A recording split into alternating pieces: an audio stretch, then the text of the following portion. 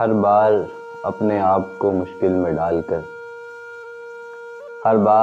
آپ کو مشکل میں ڈال کر کرتا رہا ہوں فیصلے سکہ اچھال کر۔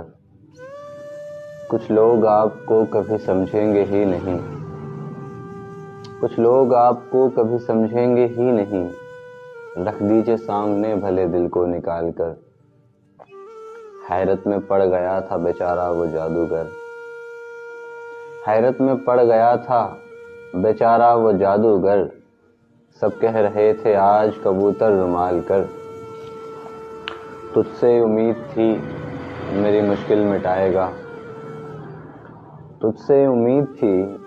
مشکل مٹائے گا، تو بھی چلا گیا مجھے مشکل میں ڈال کر۔ کوئی نہیں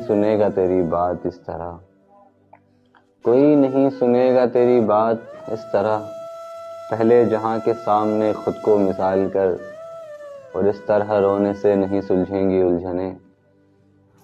طرح رونے سے نہیں سلجھیں گی الجھنیں، ڈٹ کر کھڑا ہو سامنے اور پھر سوال کر۔ شکریہ۔